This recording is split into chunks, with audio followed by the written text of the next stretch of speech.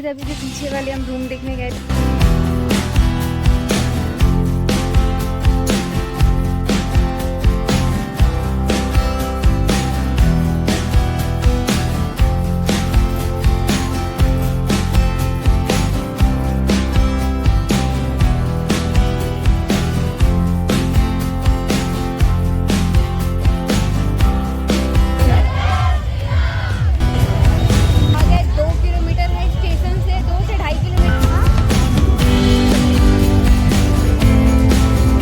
Line किस चीज़ का है? पंडाल का लाइन है।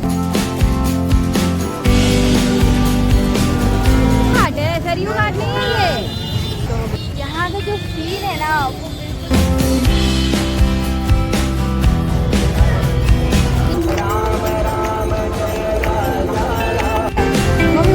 बन गया नहीं। हेलो गाइस, तो ये है डे 1 की वीडियो, जो इससे पहले आपने डे 1 की वीडियो देख चुके थे जहाँ हम लोग रूम ढूंढने वाले थे। तो मैं आपको इस वीडियो के माध्यम से एक सजेशन, अपनी ओन एक्सपीरियंस बताना चाहूँगी। एक्चुअली क्या हुआ था, हम लोग रूम नहीं मिल रहा था, मतलब पूरा फुल चल रहा था। तो मुझे एक रूम मिला जिसमें 1500 में मैट्रेस के साथ दे रहा था। 5 से 7 लोग इस रूम में रह सकते हैं। एक मैट्रेस भी दे दिया जाएगा, जो कि 1700 बोल रहा था, बट 1500 में मैंने डन किया था कि अगर 7 लोग हैं तो एक मैट्रेस मिल जाए। ध्यान से सुनना, शायद इस वीडियो के माध्यम से आप लोग वो गलती ना करो जो मेरे साथ हुआ है, जो मैंने कर लिया, क्योंकि उतना जानकारी नहीं होने के कारण। तो मैं आप लोगों को बताऊंगी। अगर मुझे बताया गया था कि मतलब आप अभी यहाँ पे फ्रेश होने के लिए, ये किसी और का रूम है, ये रूम मुझे मिला नहीं। आप देख सकते हो कितना बड़ा रूम है, तो ये मुझे नहीं मिला है। मुझे कहा गया था कि अभी आप फ्रेश हो जाओ, अभी फुल चल रहा है, 1 बजे एक रूम खाली होने वाला है, लॉग आउट होने वाला है, तो आपको वो रूम दे देंगे हम। तो एक्चुअली हम 1 बजे तक वेट कर रहे थे कि चलो ठीक है, कोई बात नहीं। और हम लोगों को इतना लेट हो ही चुका था, तो हमने सोचा क्यों ना कुछ खाई भी नहीं है, तो सुबह से गंगा स्नान कर लेंगे, फिर कुछ खाएंगे पिएंगे दर्शन करके। तो हमने बोला कोई बात नहीं, 1 बजे तक वेट करना है तो कर लेते हैं। इन्होंने क्या किया, 1 बज गया, अब वो आया ही नहीं जिसका रूम था, जो लॉग आउट करने वाला था। बोला कि खाना खाने गया, 1 घंटा बाद आएगा। बताओ, 2 बजे तक भूखे रहूँगी? पूरा हालत ख़राब हो गया था मेरा। आप देख रहे हो कि मैं सो रही थी।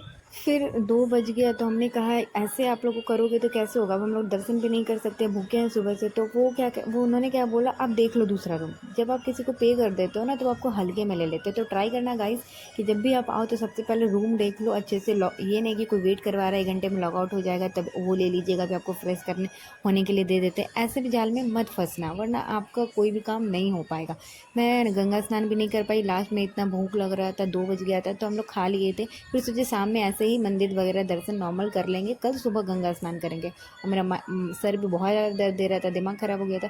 इसलिए आप लोगों के लिए सजेशन है कि आप लोग पहले रूम जो भी खाली हो वो ले लेना, किसी का वेट करना नहीं है। अगर वो आपको बोलते हैं कि आपको 1 घंटे के बाद दे देंगे, ये खाली होने वाला है, तो कोई ज़रूरत नहीं है बिलीव करने का। इससे अच्छा है कि आप दूसरा ढूंढ लो। हमें इसलिए बोला गया था कि आप देख लो, क्योंकि जानते ही लोग थक गए, आप दोबारा कहीं देखने जाएगा नहीं तो वेट करेगा ही। तो हमारा तो 1 घंटा ऐसे ही बर्बाद गया, प्लस भूखे थे, दिमाग ख़राब था अलग। उसके बाद हम 1-2 बजे बाद हमें मिला दूसरा रूम। ये है हमारा दूसरा रूम जो हमें दिया गया। हम फ्रेश हो गए, नहा धोवा लिया। उसके बाद बहुत ज़ोर की भूख लग गई थी, तो हम लोग सबसे पहले खाना वाना खाएँ और 2 घंटा रेस्ट किए। फिर हम लोग 5 बजे निकले। अब जहाँ भी हम लोगों को घूमना है तो वो मैं आपको आगे बताऊंगी। पहले सबसे पहले मैं हम लोग पेट पूजा कर लेते हैं।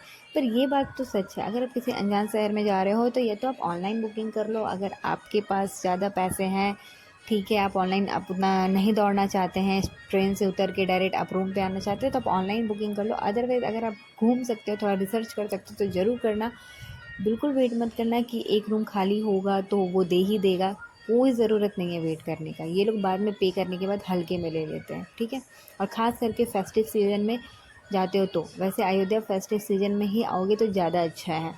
अगर आप नॉर्मल डे में आते हो तो उतना ज़्यादा कुछ देखने को नहीं मिलेगा, वो सब मैं आपको आगे बताऊँगी। फिर यहाँ पे मैं खाना खा रही थी और मैं बता रही थी कि मतलब इतना भूख लगा हुआ था कि चलो खाना भी हम लोग ढूंढने के लिए गए। बहुत थोड़ा सा अंदर से, ज़्यादा नहीं, क्योंकि पता नहीं होने के कारण कोई भी रास्ता डिस्टेंस ज़्यादा लगता है। हम लोग खाना वाना लेके आए, खाना बहुत टेस्टी निकला। बस थोड़ा सा रोटी जो है सूखी थी, लेकिन कहते हैं ना भूख लगता है तो वो भी अच्छा लगता है। यही खाना मुझे मेरे ऑफिस में भी मिलता है कैंटीन में, जो कि खाया नहीं जाता, बट यहाँ अच्छा लग रहा था। खाना पीना खाने के बाद हम लोग 2 घंटा रेस्ट करने के बाद उठ गए थे, और मैं फिर रेडी हो रही थी। शाम के 4:30 या 4:45 बज रहा था अप्रॉक्स, 4:30, हाँ। और मैं रेडी हो रही थी शाम के दर्शन के लिए, घूमने के लिए, क्योंकि अब गंगा स्नान तो हुआ नहीं, तो वो अब सुबह ही होगा। शायद भगवान जो कराते हैं वही कराते हैं कि आप डायरेक्ट करी दर्शन करो, गंगा स्नान करो, और सुबह करने से ज़्यादा अच्छा रहता। फिर मेरा सर का हेडेक पता नहीं क्यों नहीं कम ही नहीं हो रहा था, कम ही नहीं हो रहा था। शायद ज़्यादा सिस्टम में बैठने के कारण, फ़ोन चलाने के कारण मेरा हेडेक बहुत ज़्यादा बढ़ रहा था, और मेरा डार्क सर्कल काफ़ी ज़्यादा बढ़ गया, जिससे मैं काफ़ी ज़्यादा परेशान रहती हूँ। तो अब मैं इसको छुपाने की कोशिश कर रही हूँ, आप देख सकते हो, बट इग्नोर करना क्या ही कर सकते हैं, काम है तो करना ही पड़ेगा। फिर हम लोग यहाँ से रेडी वेडी हो रहे थे। मुझे समझ ही नहीं आ रहा था कि मैं क्या करूँ। इतनी सारी ड्रेस लाने के बाद भी मुझे कन्फ्यूज़न, लड़कियों को हमेशा कन्फ्यूज़न ही होता है कि करना क्या चाहिए।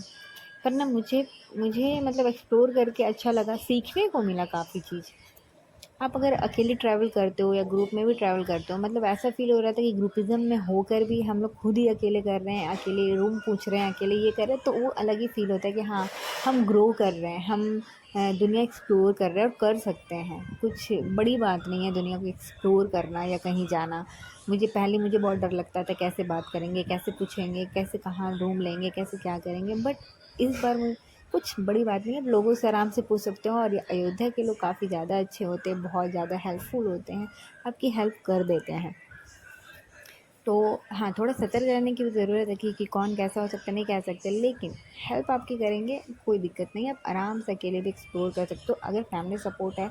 अब किसी के घर में होता है कि अकेले नहीं जाने दिया जाता है, अगर किसी के घर में है तो बस आप उनका फ़ायदा ना उठाएं और अपना एक्सप्लोर कर सकते हैं दुनिया, बहुत कुछ सीख सकते हैं। मुझे तो बहुत कुछ सीखने को मिला। मैं तो ऐसे रेडी हो रही हूँ जैसे लग रहा है कि मेरा खुद का रूम है, खुद का शहर है। जब मन करे तब जाएंगे, जब मन करे तब आएंगे। जबकि शाम का 5 बज रहा है, जल्दी जाना है ताकि ज़्यादा से ज़्यादा एक्सप्लोर कर सके आज, क्योंकि सिर्फ हम यहाँ 2 ही दिन के लिए ओनली, और आज का आधा दिन तो निकल चुका है, जैसे कि रूम और खाने में। आज दिन भर हमने कुछ कहीं भी नहीं घुमा है, तो हमारा आधा दिन क्या, लगभग पूरा दिन ही निकल गया। अब जो भी घूमेंगे शाम घूमेंगे, और रात के अभी पूजा चल रहा है तो रात में तो थोड़ा लाइटिंग वगैरह रहेगा, तो 11-12 बजे तक मैं भी घूम सकते हैं, बट वो डिपेंड करता है अपने शरीर की क्षमता में। अब मेरा जैसा कि सर इतना ज़्यादा दर्द दे रहा है, तो मुझे नहीं पता मैं कितना दूर तक एक्सप्लोर कर सकती हूँ, बट कोशिश यही है कि इतनी दूर आए हैं तो ज़रूर करें। तो बहुत दिनों बाद अपनी अपनी प्यारी सी बहन के साथ भी टाइम स्पेंड करने का मौका मिला है, तो हमने इसलिए ट्रिप ही बनाया कि हम साथ में ज़्यादा टाइम स्पेंड कर सकें, हम मिल सकें और हम ज़्यादा घूम सकें, आपस में बहुत सारी बातें कर सकें। तो अब हम लोग ट्रिप पे निकल चुके हैं, तो अब आगे भी तो मज़े करना ही है, तो आगे आप लोगों को दिखाऊंगी और अपनी सिस्टर से भी ज़रूर मिलवाऊंगी इस बार। तो मैं फटाफट से रेडी हो गई, मैचिंग मैचिंग ड्रेस पहन लिया, मैचिंग मैचिंग ईयरिंग पहन लिया, बहुत सारे रील शूट कर लिया है। अब हम निकलने वाले हैं अपनी डेस्टिनेशन पे। तो जहाँ भी जाने वाले आपको बहुत कुछ बताने वाले, कहाँ से क्या कैसे लेना है, जैसे कि रूम तो आपको मैंने बता ही दिया। तो सभी को hi everyone, welcome back to my channel miss नहीं हुआ अनदर ब्लॉग। आप सभी का स्वागत है मेरे नए ब्लॉग में। सभी लोग बोलो जय श्री राम। अब हम यहाँ से निकल रहे हैं, शाम के बज रहे 5:30। बहुत कोशिश की 5 बजे तक निकल जाए, बट नहीं हो पाया। तो अब हम निकल रहे हैं। एक्चुअली यहाँ से हम लोग पैदल ही जाने वाले हैं, क्योंकि सब कुछ जैसा कि मैंने बताया वॉकिंग डिस्टेंस पे है स्टेशन से, तो हमने स्टेशन से वॉकिंग डिस्टेंस पे ही मैं निकलूँगी। और तो और कोई भी टोटो नहीं लेंगे, आपको टोटो यहाँ होटल से निकलने के बाद ही मिल जाएगा। तो ये है मेरी प्यारी बहन, बहुत दिनों बाद मैंने इसको ब्लॉग में पहली बार लाया है, और इसके साथ मैं बहुत दिनों बाद बहुत ज़्यादा टाइम स्पेंड करने वाली हूँ। तो गाइज़ ये बताओ, हम दोनों में से बड़ी और छोटी कौन है? और सब लोग कहते हैं कि हमें बिल्कुल सिमिलर दिखते हैं, क्या ये बात सच है? सभी लोग कहते हैं कि हम लोग दोनों जुड़वा हैं, क्या सच में हम लोग दोनों जुड़वा दिखते हैं? क्योंकि हम दोनों को तो नहीं लगता कि हम लोग जुड़वा दिखते। तो हम लोग गली से निकलते ही राइट साइड लेने के बाद हमें मिलता है दुर्गा माँ का पंडाल, जो कि दुर्गा माँ विराजमान है। पंडाल बना हुआ है यहाँ बहुत सारे, लेकिन उस तरीके से यहाँ पे पंडाल नहीं बनती है जैसे हमारे झारखंड बिहार में भी नहीं थी, बट हम जब झारखंड में रहते थे तो वहाँ बहुत भव्य पंडाल, अलग अलग पंडाल बना करते थे। बट वैसे गाइज यहाँ पे आपको स्ट्रीट लाइट जो है ना, रोड पे जो स्ट्रीट लाइट लगी मिलती है ना, बिना हॉर्न के भी जा सकता है। स्ट्रीट लाइट जो रोड पे लगी होती है ना, वो देखो आप, राम जी का तीर और धनुष कब मिलेगा। इसकी पहचान है कि ये अयोध्या है। श्री राघव कुंज नाम भी देखो, श्री सीताराम जी। यार बंदर देखो, बंदर बंदर बंदर। मैंने आपको ट्रेन में बताया था ना कि बहुत सारे बंदर ही यहाँ पे दिखेंगे। ये देखो, यहाँ पे सिर्फ आपको महल मिलेगी, बड़ी बड़ी कोई भी बिल्डिंग नहीं मिलने वाली, वो मैं आपको आगे दिखाऊंगी। मेरे साथ एक्सप्लोर करते रहो। और पता है यहाँ पे सब अपने घर में वो अपने, इससे पहले मैंने एक वीडियो देखा होगा, सबने जाल बड़ी बड़ी जाल या ग्रिल वाली घर बना रखी है, पूरे चारों तरफ से बाउंड्री कर रखी है, क्योंकि यहाँ पे बंदर है ना, इसलिए अपने घर को पूरा बाउंड्री ग्रिल से कर रहा है।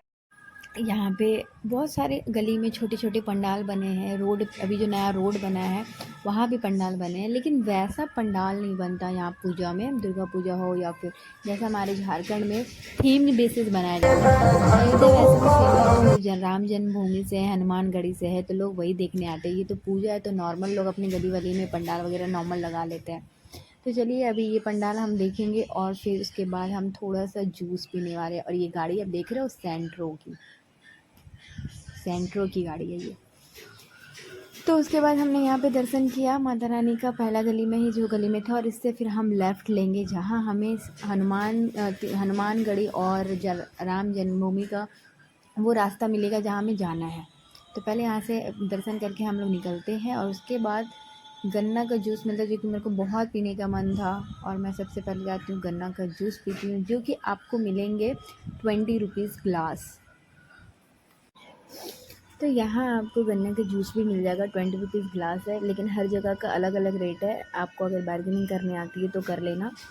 इस जगह पे तो मुझे 20 रुपीज़ ग्लास मुझे एक चीज़ और मिली थी, मकई का जो बनाते हैं ना स्पाइसी, वो भी मिला था। वो 40 रुपीज़ करके आपका फुल ग्लास था। ये वाली जो ग्लास से मैं पी रही हूँ ना, इतनी बड़ी ग्लास में 40 रुपीज़ करके वो मकई का बनाते मसाला वाला।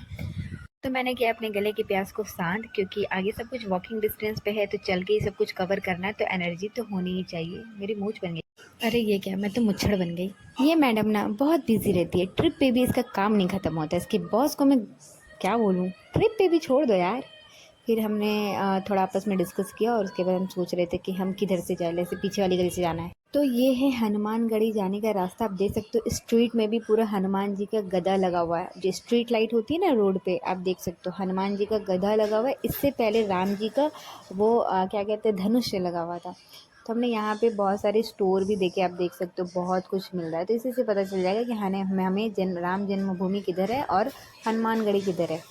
तो आप इस गली से सीधा जाना, और लेफ़्ट साइड में आपको राम जन्मभूमि का रास्ता मिलेगा जो 200 से 300 मीटर है, और राइट साइड जाओगे वो भी 200 मीटर में हनुमानगढ़ी है।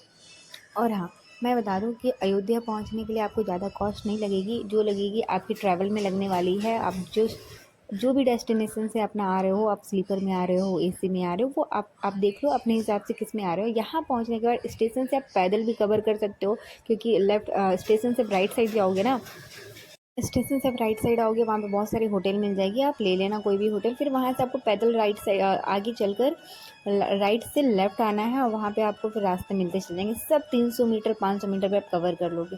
फिर यहाँ पे एक छोटी छोटी स्टोर है जहाँ पे आपको राम जी का जो प्रतिमा है, मूर्ति है, वो आपको 100 150 से स्टार्ट है, और वो 500 तक जाती है। फिर ये एक कुंड था जहाँ पे ना मैंने एक कछुआ भी देखा था। ये पानी पता नहीं बहुत ज़्यादा गंदी लग रही थी मुझे तो, और पता नहीं ये किस चीज़ का कुंड था, मैं भी बहुत ज़्यादा कंफ्यूज थी। बट ये आपको रास्ते में ही मिलेगा। उसके बाद हम यहाँ से सीधा सीधा जाते हैं पूछते पूछते। फिर यहाँ से आपको कहीं नहीं जाना है, बस सीधा सीधा चलते जाना है। ये देखो स्ट्रीट लाइट, यहाँ का स्ट्रीट लाइट भी बिल्कुल डिफरेंट है गाइस, सब कुछ बिल्कुल अलग ही मिलेगा आपको। फिर यहाँ पे ना आदर्श मूर्ति कला केंद्र है, जहाँ पे तरह तरह की मूर्ति बनाई जाती है, डिज़ाइन की जाती है। होलसेल में भी मिलती है, रिटेल में भी मिलती है। हर तरीके की भगवान की सारी प्रतिमा आपको देखो हैंडमेड बनाया यहीं पे जाता है, वो आपको रास्ते में ही मिल जाएगा। तो ये अब हम आ गए हैं दंत धावन कुंड, जहाँ से आप लेफ़्ट लोगे तो आप पहुँच जाओगे राम जन्मभूमि की ओर।